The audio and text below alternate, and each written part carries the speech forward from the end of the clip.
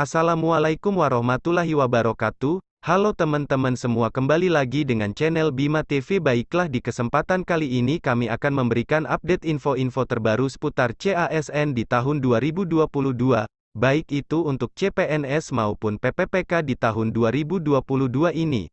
Oleh karena itu simak video ini teman-teman sampai selesai. Dan seperti biasa, bagi teman-teman yang baru pertama kali menemukan channel ini atau yang belum tekan tombol subscribe-nya, silakan tekan tombol subscribe sekarang juga, dan aktifkan lonceng notifikasinya, agar setiap kami mengupdate informasi terbaru seputar CPNS dan PPPK tahun 2022 teman-teman yang pertama kali mendapatkan notifikasinya. Terima kasih.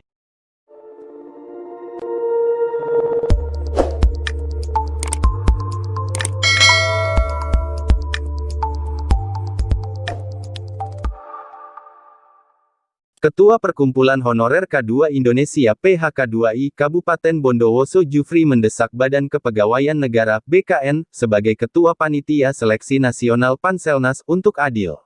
Menurut dia, calon pegawai pemerintah dengan perjanjian kerja PPPK, yang terbukti pernah berhenti menjadi guru honorer langsung diberikan status TMS atau tidak memenuhi syarat. Jufri mengatakan semua harus mendapat perlakuan adil dalam pemberian NIP PPPK.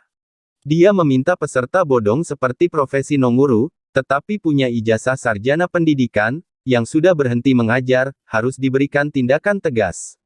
Kalau mau fair dan betul-betul selektif, yang pernah mengundurkan diri sebagai guru seharusnya langsung dikasih tanda TMS saja, kata Jufri kepada JPNN.com, Minggu 6/3. Para calon PPPK itu, lanjutnya, tidak hanya diberikan tanda BTL atau berkas tidak lengkap, tetapi memutuskan TMS. Karena, pada saat pendaftaran seleksi PPPK guru tahap 1 dan 2, ada banyak peserta yang tidak berhak, bisa dengan mulus mendaftar. Jufri menegaskan dalam PP Manajemen PPPK sudah ditegaskan yang mengisi jabatan fungsional adalah orang-orang yang berpengalaman di bidangnya. Bukan yang belum punya pengalaman justru bisa masuk menjadi PPPK. Yang enggak punya pengalaman itu masuknya jalur CPNS. PPPK itu khusus orang-orang yang berpengalaman, ucapnya. Dia pun mendesak BKN untuk tidak segan-segan tegas terhadap peserta yang pengalaman kerja di bawah 3 tahun dan telah berhenti mengajar. Menurut Jufri, data pokok pendidikan Dapodik tidak bisa membedakan mana yang sudah berhenti dan masih aktif. Hal yang mengejutkan lainnya, Jufri menyebutkan, guru honorer non-K2 memilih status honorer K2 sehingga afirmasi kompetensi teknis 125 poin baik saat mendaftar atau saat masa sanggah. Di sini Panselnas lemah. Mengapa tidak sejak awal sudah diperketat dan bukan saat proses penetapan NIP PPPK, tegasnya. Jufri menambahkan karena kelemahannya Panselnas membuat guru honorer K2 khususnya menjadi korban. Sampai sekarang mereka terganjal karena ada banyak daerah yang bermasalah dengan data guru honorer yang lulus PPPK tahap 1 dan 2. Surat Badan Kepegawaian Negara (BKN) tertanggal 14 Februari tahun 2022 mewajibkan para pejabat pembina kepegawaian (PPK) surat pernyataan tanggung jawab mutlak atau SPTJM dalam mengajukan proposal penetapan NIP PPPK. Syarat untuk mendapatkan NIP PPPK adalah honorer harus memiliki masa kerja minimal 3 dan 5 tahun.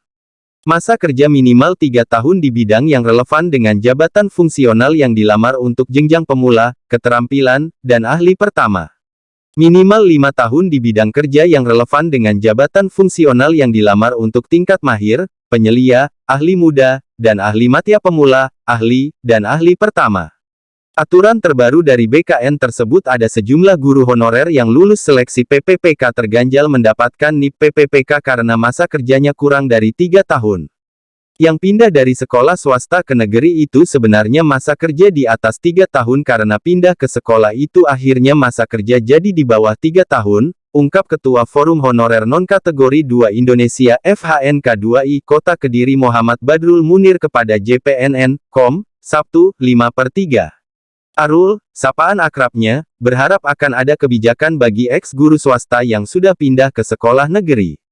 Di Kota Kediri ada 11 guru honorer yang dinyatakan BTL karena masa kerja di sekolah negeri kurang dari 3 tahun.